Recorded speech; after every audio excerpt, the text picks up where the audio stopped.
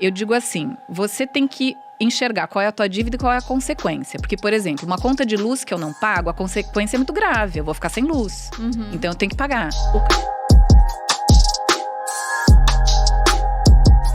Então vocês fizeram muita dívida, com certeza tem gente se identificando, talvez, né, espero que com valores muito mais baixos. A maior parte das famílias deve, mas também não costumam ser dívidas muito altas. Mas no caso a gente de vocês, tem uma média de R$4.000. R$4.000 é a média? É a média de dívida do brasileiro. Eu tenho aqui uma estatística de quanto da renda está comprometida. Mais em de média, 50%. Não, a média é de 30,4% da renda mensal, para quem tá endividado. Só que aí você pensa no cara que para gasta o endividado, não para o inadimplente. Não inadimplente. O endividado é 30,4%. Mas você pensa, 30,4% da renda do pessoal vai para pagamento de dívida. Fora isso, tem que pagar aluguel, tem que pagar a escola. Não alcança. Então o cara entra numa bola de neve que daqui a pouco tá ocupando cada vez mais. Como que vocês, com dívidas que a gente pode falar que eram gigantescas, virtualmente até impagáveis, digamos assim, como é que foi esse processo de retomada? No meu caso, eu comecei a focar assim, o que é que eu tenho? Pensando em dicas, assim, ó, primeira coisa. Esse é o passo a passo que eu digo pra todo mundo. Eu comecei a parar de olhar pro que eu não tinha e parar de me culpar pelo que eu fiz, porque a gente entra, né, nessa coisa, né? É minha culpa, fui eu que fiz, olha onde eu cheguei, você se sente ninguém. Começa a pensar, e se fosse diferente? E isso não te leva a nada, não adianta, né? Você não fez, já foi, passou. Então eu comecei a pensar assim, na prática, o que que eu tenho? Eu tenho tempo, porque eu não tinha mais trabalho, e eu tenho dívida. E eu consegui fechar a loja porque eu assinei uma pilha de nota promissória para não executarem o imóvel da minha família. Então eu vendi a alma ali, né? Assinei uma pilhona mesmo de promissória, que eu não tinha a menor ideia como eu ia pagar. E aí, eu falei, ok, o que que eu tenho? Tempo e dívida. Então, eu vou estudar essas dívidas que eu tenho. Eu vou aprender como é que elas funcionam. Como é que elas chegaram nisso. Então, eu ia negociando com cada fornecedor. Então, eu ligava, por exemplo, para a Malu. Tava devendo para a Malu R$2.500. Então, geralmente, o fornecedor falava assim, vamos passar isso para... Já que você não sabe quanto você vai me pagar, vamos passar isso para $2.500 ou $1.800, $2.000, o que eu conseguia negociar. E aí, você vai me pagando quando você puder. E o cara não tinha pressa, porque cada dia eu devia mais, né? Então, foi uma forma, assim, de você partir de um princípio, porque eu tinha tanta dívida, devia para tanta gente que...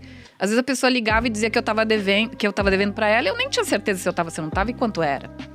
Então, eu peguei o que eu tinha. Peguei um caderno e comecei a anotar. O que eu devo? Eu devo tanto para o banco. Eu tinha estourado 2 contas, né? Limite de conta, 5 cartões. Eu devo para tal fornecedor. E aí, eu fui para um passo 2. Qual é a consequência da minha dívida? Isso, para quem está endividado, é um passo a passo básico. Você tem que listar tudo que você deve. Porque a gente se perde.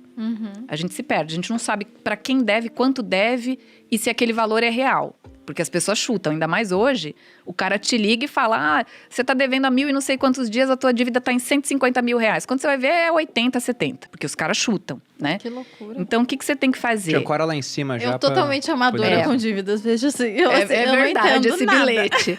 Você tem que anotar para quem você deve, o valor original da sua dívida, essa é a dica. Qual é o valor original da sua dívida? Não é quanto o credor diz que você está devendo depois de um calhamaço de juro. Qual é o teu valor original? Quanto você devia lá atrás, antes da incidência de juro? 3 mil, 5 mil, 2 mil? Você tem que saber que valor é esse. O credor tem que informar por lei. Qual é o valor original da minha dívida? Segundo, qual é a memória de cálculo dessa dívida? O que é isso?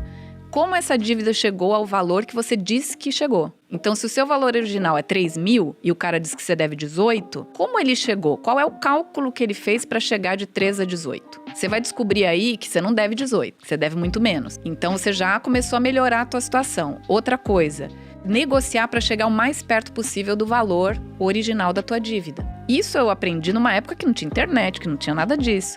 Então, eu fui pensando, como é que eu vou fazer isso, né? E eu dizia pra pessoa, olha, eu te devo 3, você tá falando que eu devo 20. Eu tenho 2,5, você quer? Você já era crédito podre, entre aspas, né? Era inadimplente? Era. O cara às vezes nem espera receber, ele dá um E o que o desconto. pessoal me dizia? O pessoal falava assim, Patrícia, todo mundo quebra aqui no braço. E ninguém paga ninguém. Quando você quebra, você vai embora. Você não paga ninguém, você some e recomeça a tua vida em qualquer lugar. Eu dizia... Foi aí que você mudou de nome, porque anteriormente era Daniela, né? E mudou pra Patrícia. Pois é. Eu dizia, não, eu sou a exceção, eu vou pagar. O pessoal dizia, imagina, a chinesada vai tudo embora. Eu não sou chinês, né, pra começar. E eu vou pagar, eu vou ser a exceção, eu vou pagar todo mundo. E o pessoal ria, até os meus credores riam. Imagina que você vai pagar nada, eu vou pagar. Então eu comecei a trabalhar com o que eu podia, fazia tradução, fazia revisão de texto, qualquer coisa que aparecia, eu fazia. Pegava um pouquinho de mercadoria que tinha sobrado, saía com uma sacolada assim pra vender.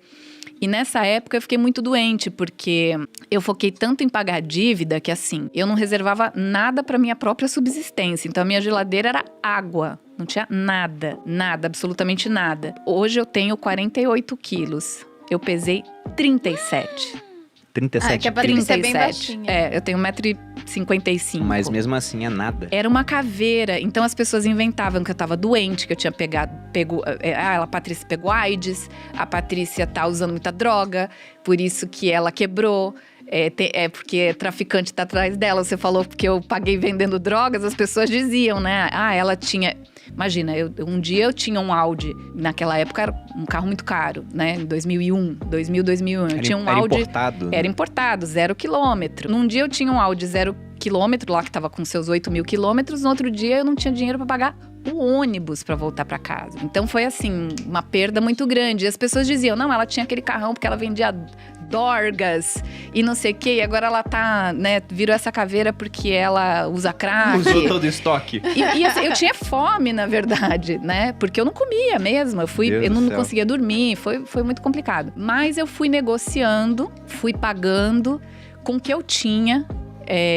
O que eu tinha em casa eu oferecia. Eu me lembro que eu tinha uma esteira elétrica, sabe? Que aquelas que viram assim, suporte pra qualquer coisa que você não usa. Então eu negociava, eu dizia assim, olha, eu te devo R$1.000, eu tenho uma esteira aqui, eu paguei R$700, tá novinho, não sei o que, o cara aceitava. Então, só que você tem que vir buscar porque eu não tenho como entregar. Então era assim que eu ia negociando. Em quanto tempo você pagou as dívidas? 11 meses e 20 dias. A custo de 12 quilos. A custo de 12 quilos. Assim, saúde. Eu dizia, eu não vou fazer outra coisa na minha vida que não seja pagar uma dívida por dia ou negociar uma dívida a cada dia. E aí eu fui entendendo o que era dívida, o que era a consequência do não pagamento daquela dívida, porque às vezes você fala assim, o que eu faço? Eu pago a dívida mais cara? Eu pago a dívida mais alta? Ou eu começo pela mais barata? Eu digo assim, você tem que enxergar qual é a tua dívida e qual é a consequência. Porque, por exemplo, uma conta de luz que eu não pago, a consequência é muito grave. Eu vou ficar sem luz. Então, eu tenho que pagar. O cartão de crédito tem uma consequência grave que é a alta do juro. Mas não adianta eu ficar pagando só um pouquinho. Eu vou ter que juntar para quitar de uma vez só. Então, essa daqui vai ficar para depois. E aí, eu ia analisando dessa forma as dívidas. Eu fui entendendo como é que as coisas funcionavam. Eu fui negociando, eu entendi que a dívida era um produto que eu tinha. Eu perdi a vergonha, porque você fica muito envergonhado, né? Então, eu perdi a vergonha. Eu digo, gente, a minha dívida é um produto. Ela tem um valor. Então, eu vou negociar esse valor. É a mesma coisa se eu for comprar uma geladeira. Quanto é essa geladeira? 5.000? Tá, eu tenho 4,5, e aí? À vista. Então, eu fui entendendo isso. A minha dívida é um produto, eu vou negociar esse produto. E aí, eu foquei, eu coloquei pra mim, em 1 ano eu vou pagar. Porque eu levei menos de 1 ano pra me afundar. Eu vou ainda me dar 1 ano pra eu me levantar. E conseguiu. E foi 11 meses e 20 dias que eu paguei a última dívida. Eu queria comprar aquele rojão de 13 tiros, sabe? Mas não tinha dinheiro. Mas foi muito legal, assim. Foi uma experiência muito boa, né? Depois que acabou, né? Depois que acaba, você vê quanto você aprendeu, né?